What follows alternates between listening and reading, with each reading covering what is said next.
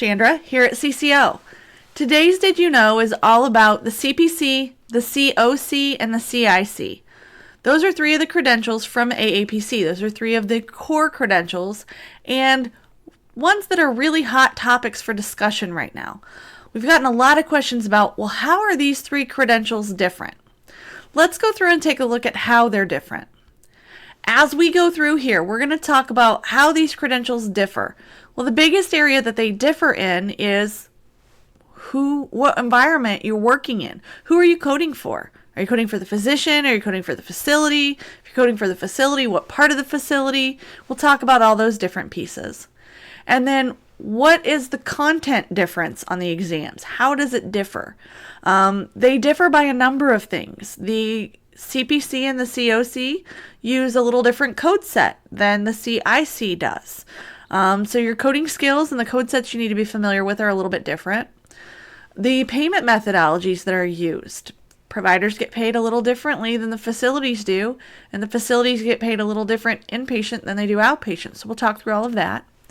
And there are different questions asked in each area that they're testing on the exam. By that I mean they may ask more questions on the CPC over CPT codes than they do on the COC. And we'll look at exactly how those differ as we look at the next few slides.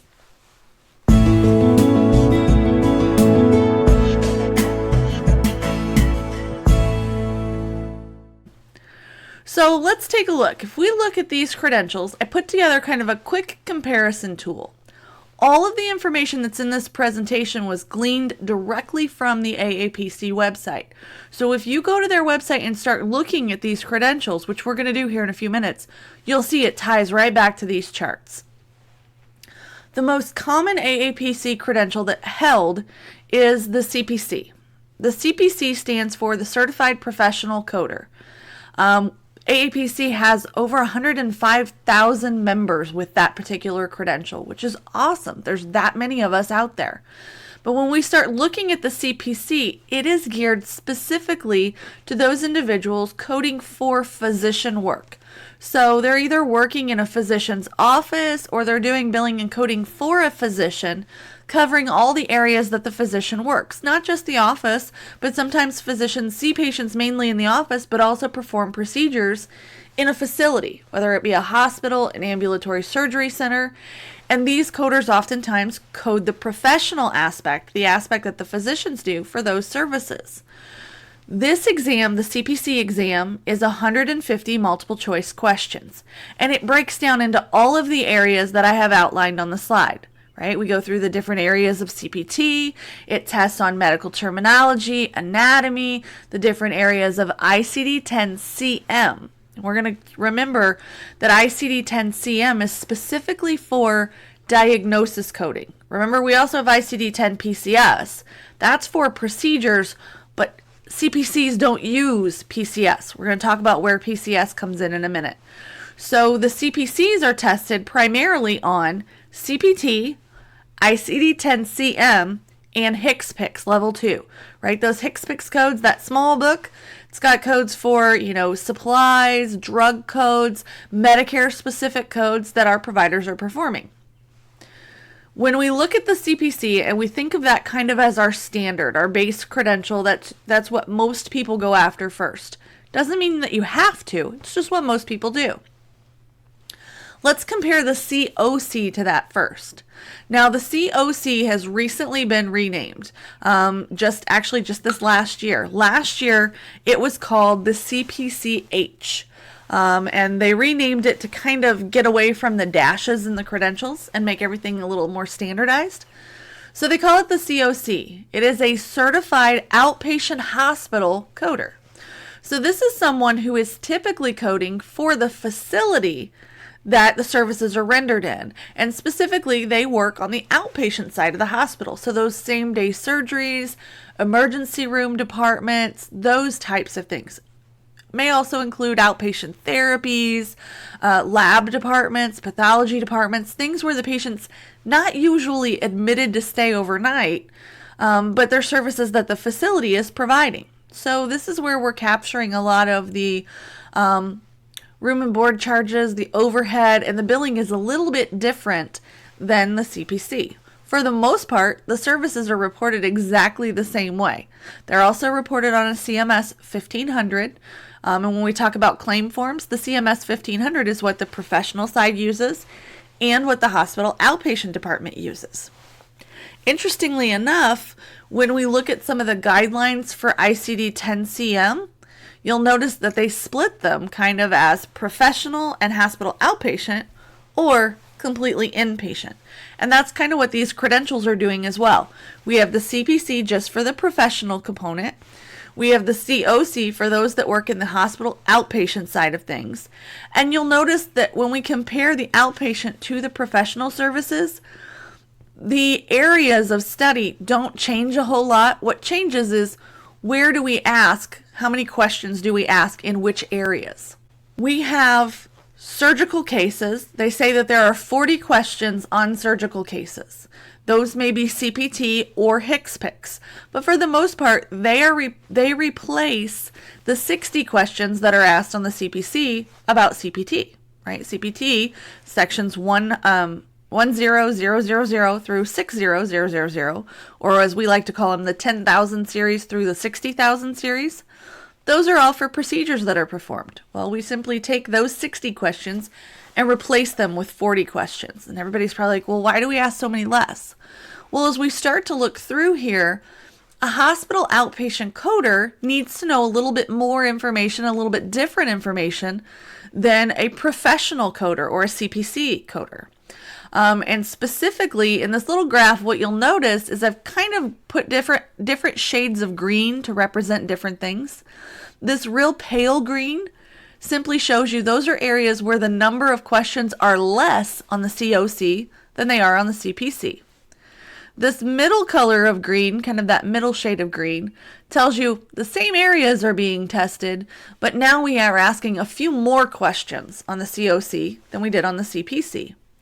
This bright green area down here at the bottom, the really dark one, that's a brand new area.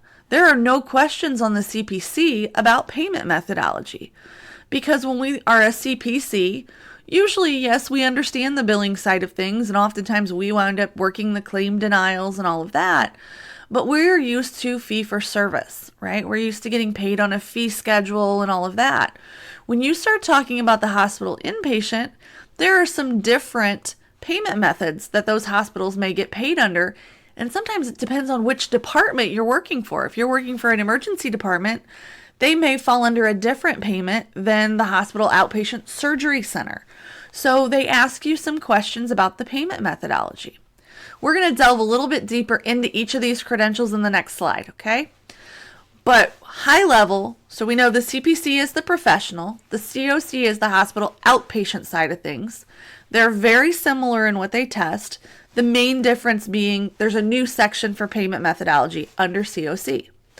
Well, let's throw this CIC in there and see what this does to us. The CIC stands for the Certified Hospital Inpatient Coder. Now, when we talk about inpatient, there's a lot of misinformation out there or even confused information out there. When we talk about inpatient, typically we're talking about billing for the facility, the actual hospital billing for services that were provided to a patient during a hospital admission. So they were admitted, they stayed overnight, maybe they stayed a few nights. And we are the facility billing for this. Now, the physician can also bill for the services they rendered during the inpatient stay. But that falls under professional. Remember, professional equals physician, right? We're billing for the physician, the nurse practitioner, those qualified individuals that can bill on their own. That's over there. When we talk about hospital inpatient, we're talking about, all right, we're trying to get the money for the hospital. We're trying to get the money for all of the things that the hospital made available to this patient, right? The room, the bed, the lights, the operating room, all of the equipment, the nursing services, like, right, your RNs that come in and see the patient and make sure that everything's going okay and execute that plan of care that the physician outlines for here's what I need you to do until I come back and see the patient the next time. All of those fall under this CIC, this hospital inpatient. And you'll notice that it's significantly different from the first two credentials we talked about. The biggest area that you see a big difference is when we talk about comparing it to those two exams. Those two exams are very heavily weighted. The CPC and the COC are very heavily weighted on CPT codes, right? Because that's what we use to say we performed surgery. These are our surgical codes. Well, on the CIC, there are no CPT codes. So some of you are probably going, well, wait a minute. How do we tell what we did? Well, in this case, they actually moved it down here to the bottom, and they call it coding cases, and you code them using the ICD-10 CM codes for diagnosis and the ICD-10 PCS codes. The ICD-10 PCS is the procedural coding system, and it is used only by inpatient facilities to report the same services that physicians would report with a CPT code. And they're a very different structure, and they're a different way of reporting the codes. So when we look at the CIC, it's drastically different from the CPC and the COC. The CPC and the COC, the first two we talked about, both have 150 questions. They're both multiple choice completely, 100%. All of the questions on it are multiple choice questions. The CIC, not only does it cover different content, not include any CPT codes, that sort of thing, but now we have 60 multiple choice questions, and then they have these 10 coding cases at the end of it that are fill in the blank. You have to assign the codes for that case. There are 10 fill in the blank cases, those coding cases where you have to assign codes. When we asked AAPC about those, they tell us there's about 110 codes that you need across those 10 cases. So one case might have 10 or 12 codes required. Another case might only need 8. They do tell you on the coding cases how many codes are needed per case and how many are diagnosis versus procedure. But they're not multiple choice. So that makes that exam inherently a little bit more difficult because you're not picking from a select number of options. You now actually have to find the code. You'll notice the rest of the areas are very, very similar concepts to the CPC and the COC. They ask you about medical terminology, anatomy. They ask you about ICD-10 CM coding, right? Your inpatient coding. They ask you about compliance. They ask you about payer and regulatory requirements. They ask you about payment methodologies, just like the COC added those 20 questions. Well, on the CIC, there's only 18 questions, but now they divide it into 2 different categories. We want to ask you about both inpatient and outpatient. Now, a lot of people are going, wait a minute, this is an inpatient exam. Why are they asking me about outpatient? Well, oftentimes, if you work in a hospital inpatient environment, there are times that you have to look at records for a patient who started outpatient and became an inpatient. And sometimes if there's a backlog, you've got to help code those outpatient hospital cases. So you really need to have an understanding of both. And that's what they're doing with those 5 payment methodology questions. They're asking you if you know the difference in how the facility gets paid for the inpatient versus the outpatient. We'll look at the specific concepts that they have in each of these buckets in another slide or two. The 2 new areas they ask about on the CIC, well, we've got those 10 coding cases. Not that that's really new because it's still coding information, but this is where we're adding in PCS codes for the first time, and they're no longer multiple choice. So that's a big difference.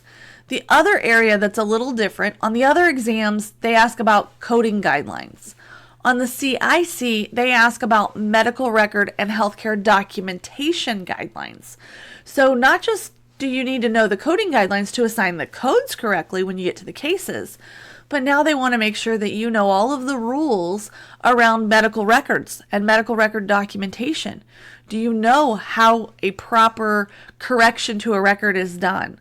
What style does that have to look like? Are they allowed to white out? Are they allowed to scribble through? The answer to both of those is no. But they ask you those types of things. How long does a physician have to make a correction to a record or to add information to a record after the patient was seen? So those are the types of questions they're going to ask you there. High-level overview. When we compare the CPC, the COC, and the CIC, biggest difference. Where are you working, right? That work environment. Are you working for a physician? Are you working for a facility? If you're working for a facility, are you working on the outpatient side or are you working on the inpatient side? Biggest differences. Second biggest difference, which code sets do you use?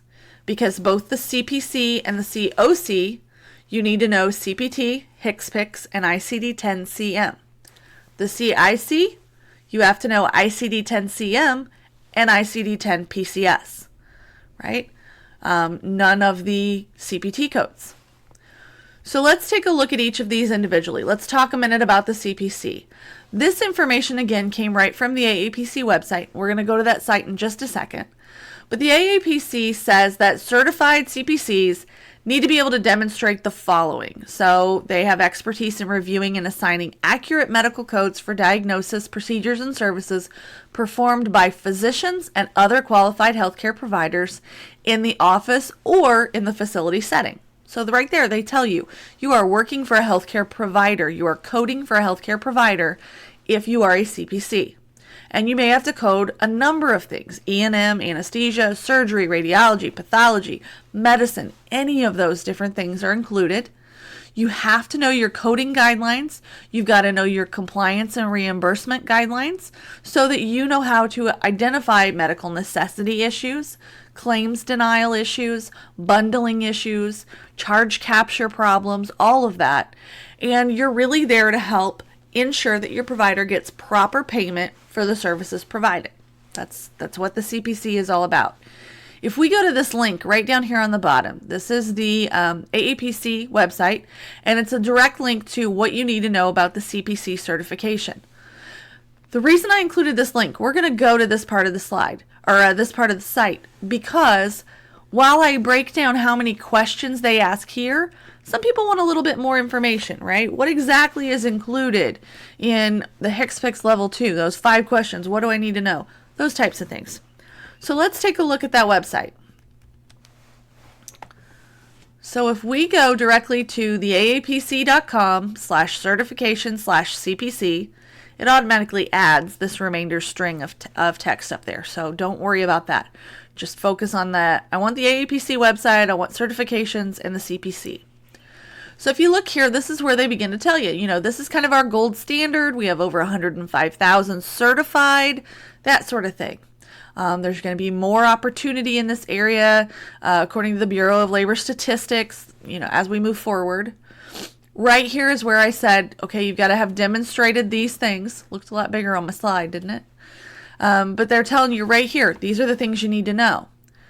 Now, they go on to say the CPC, right? This is the Certified Professional Coder. You're coding for a physician or a qualified healthcare provider. It's 150 multiple choice questions. You get 5 hours and 40 minutes to take it. It includes one free retake. So if you don't pass the first time, we're going to add a second retake for free and you can retake it. The fee is $350 to register or $290 if you are a student enrolled in an AAPC curriculum program. It is open book. By open book, they mean you can use your CPT manual, your ICD-10-CM manual, and your HCPCS manual to take this. Right down here is where you'll notice this matches up to that table that I had, right? There's questions on the 10,000, 20,000, 30, and so forth and so on, all the way through. Well, these are actually all expandable. So if I click, for example, all right, I want to know what they're going to ask me about HCPCS Level 2. When I click on it, they say, we're going to ask you 5 questions on HCPCS Level 2. It could be anything from modifiers, supplies, medications, professional services for Medicare patients. These are the topics that we're going to ask you about in those 5 questions. Now, you have to know the difference here. You have to know that when they say modifiers for HCPCS, that's not the same thing as your CPT modifiers. That's not usually your 25 and your 57 and your 59, but instead for the HCPCS modifiers, these are the ones where you say, oh, well, maybe it was their left toe that got hurt, or maybe you want to identify that it was a certified registered nurse anesthetist that helped provide the service with the anesthesiologist. Those types of modifiers, and those are in your HCPCS book back in one of the appendices. Supplies could be medications. Medications Oftentimes those are your J codes, right? I'm sorry, when we say supplies, that is usually like casting, strapping, splinting, any kind of prosthetics, orthotics, those types of things, slings. Medications, oftentimes those are your J codes. J codes are for drugs that are administered, right? Maybe we gave the patient a Kenalog injection while they're here, or maybe we gave them a Depo-Medrol injection. Professional services for Medicare patients. There are some services that we could report with a CPT code, but Medicare's created their own G code, right? They've got G codes for their initial preventive physical exams, their annual wellness visits, certain vaccinations. If a Medicare patient receives a pneumonia vaccine, there's a G code for that. Those are the types of things they're asking for here. So if you go through each of these, it'll kind of outline for you, here are the types of questions we're going to ask you. We're going to ask you 6 questions on coding guidelines. Could be over any of these types of topics. So those are the things that you want to go out there and be familiar with and know, oh, okay, for the CPC, here are the types of questions they're going to ask me. So we've looked a little bit at the CPC. And we've covered kind of where that fits in. Let's talk a minute about the COC. Now notice here, right up front, they tell you this is a coder who is working in the outpatient facility or hospital service side of things. Tell you right up front. And these are, you're going to be reporting diagnoses, procedures, and services done in the outpatient setting. Could be an emergency room visit, an outpatient clinic, a same-day surgery, diagnostic testing, including lab and radiology, outpatient therapies, PT, OT, speech therapy, chemotherapy. All of those are typically done in an outpatient setting. So those are the areas and the types of procedures you're going to see. You're not going to see things like, oh, let's see, what are something that takes a while for you to do, right? What's something that you're going to be in the hospital for long term? Well, you're not going to see things like kidney transplants. I'm not going to transplant a patient's kidney and send them home same day. That's not how this works. These are where, just as they say here, right? Emergency department visits, outpatient clinic visit. Maybe the patient came in for a same-day surgery. So think they're still major surgeries, but less invasive to the patient. So something that we didn't really have to cut them open and go digging around. This could be like a laparoscopic appendectomy. We poked a couple holes, stuck the tools in, took their appendix out, and we're going to let them recover for a few hours, and then we're going to send them home. Okay, but those are the types of things that they're going to ask you. They still want you to understand medical necessity, claims denial, bundling issues, charge capture, all of that. But now they're going to ask you a few additional questions on things that you have to know for the facility, you don't have to know for a provider. Things like, what's a charge description master? Or a charge master is what most of us know it called as. How is that updated? What goes on a UBO4? Because outpatient services oftentimes are on a UBO4 unless you're billing for an ambulatory surgery center or even some emergency department visits, and those go out on a CMS 1500. So you've got to know both claim forms. You've got to understand both of those. Again, if you follow the link down here at the bottom of the screen, go to the aapc.com/certification/COC, it'll give you a breakdown of these categories I've listed over here on the left once again. So if we go, let's take a look at the outpatient credential. So the COC, same thing, gives you the same bullets. Here's everything that we're going to expect you to understand. Again, 150 multiple choice questions, 5 hours and 40 minutes to finish the exam, 1 retake, $350 to register unless you're an AAPC curriculum student and you get $290 registration fee. You can use your open code books. So again, your ICD-10 CM, your CPT, and your HCPCS book. Again, it'll break down, here's exactly what we're talking about. So if we say, all right, when they say payment methodologies, what are they going to ask me? Well, they're going to ask you 20 questions. I love it. They're going to play 20 questions with you, right?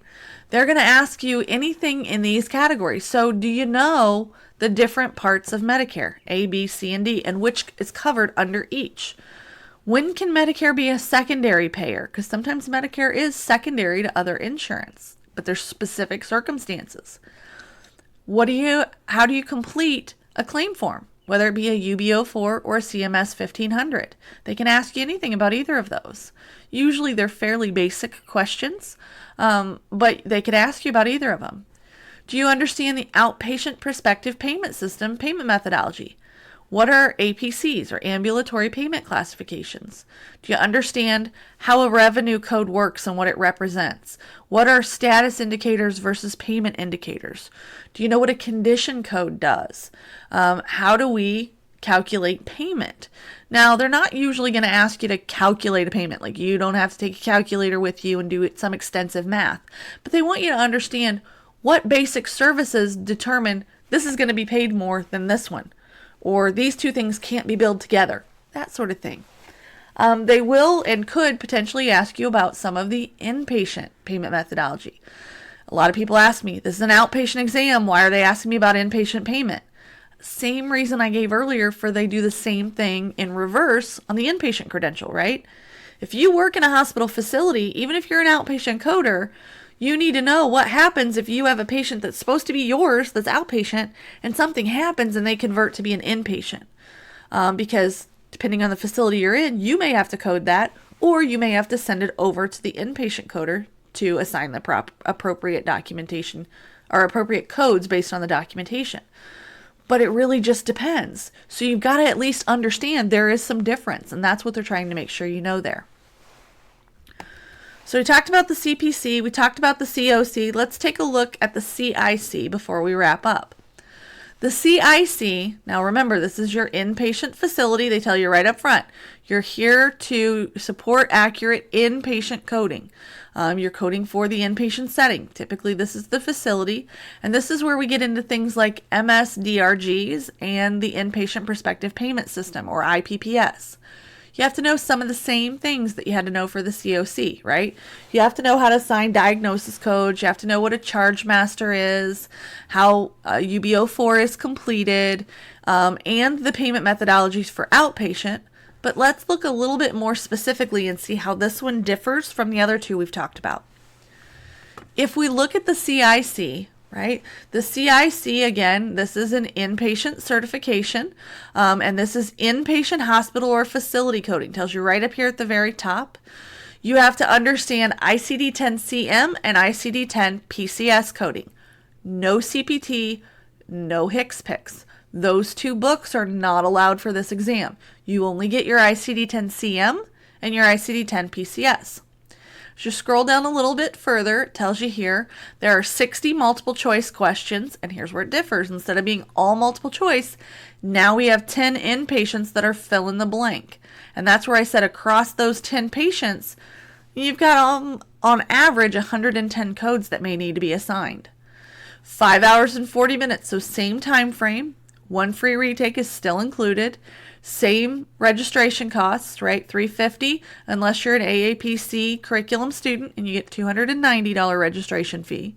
You do get to use your open book manuals, but now you have a different set of manuals. You only get your ICD-10-CM and your ICD-10-PCS. Now if you come down here, the same thing. As we click on these, okay, well, what are they going to ask me? They've split payment methodology into two things. What do I need to know? Well, on the inpatient, they say, okay, we're going to ask you 13 questions. And it could be over any of these included things here. We could ask you about the 2 midnight rule. We could ask you if you understand different bill types. Yes, there are different bill types in the inpatient environment. Do you understand how to calculate a DRG? Now, this is one that I find most people, even if they work in the hospital, don't understand, because most hospital systems automatically calculate the DRG for them. But you need to understand, again, they're not going to ask you usually to calculate the DRG, but they want you to understand what makes what would bump a patient from one DRG to the next. What types of things impact that? So things like, what chronic conditions do they have? Did they have a major surgery while they were here? What was their disposition when they left, right? Did we discharge them? Did we move them to another facility? Or did they expire while they were in our facility? You've got to know the different types of DRGs, because there are different types depending on which facility you're in, whether it's a hospital or whether it's an inpatient psychiatric unit, those types of things. The thing I want to show for sure down here at the bottom are these coding cases. They are 10 fill in the blank Remember, we said an average of 110 codes total across those 10. And you have to assign both the ICD-10-CM codes and the ICD-10 PCS codes. So you have to understand PCS. If you've never looked at PCS, don't go in there thinking you're going to just pick it up like this. There's a learning curve to PCS. Once you understand kind of the concepts behind it, it becomes a lot easier to pick up, and most people really like it, but there is definitely a learning curve with that. So let's go back and recap real quick. The CPC, the COC, and the CIC are each different in a number of ways, right? CPC, physician, is who you're coding for. COC, you're coding for the outpatient facility. CIC, you're coding for the inpatient facility. And they cover many of the same topics, right? They all cover anatomy. They all cover medical terminology. They all include diagnosis coding, but they differ in, right? The CPC and the COC, you use CPT and HCPCS. The CIC, you use ICD-10 PCS instead. Make sure that you do some research on which credentials you think you want to pursue. Go out there and look and read about them and figure out how they're different and figure out which things you like and which things you don't like. That'll help you determine which credential is right for you. Yes, the CPC is the one that most people go after first, and it's very, very well recognized. That doesn't mean it's the one you have to go to first. It's just sometimes it's the easiest one for people to learn and then build on that knowledge for those other areas, right? I see a lot of people get the CPC first, and then they look and they go, oh, well, the outpatient, the COC, is only different by 20 questions. Maybe I'll go for that as my second credential, right? And then they build their way up. Some people work exclusively in the inpatient environment, and they're like, I understand ICD-10-CM and PCS. I don't know anything about CPT. I'm going to stick over here in the CIC. If you understand the differences between the different credentials, that'll help you select which one is right for you, right? Remember that when you look at these credentials, anything is possible if you're willing to put in the time and the effort to learn these, right? To go through a program, to really self-study, make sure that you know and understand all the different things and never be afraid to ask a question. You can do anything as long as you put your mind to it. Hopefully this has helped kind of answer the questions that you've had on the differences between the CPC, the COC, and the CIC. I hope you have enjoyed it, and I hope it taught you a thing or two, and I hope to see you back on a future recording with us. Have a great day, and happy coding.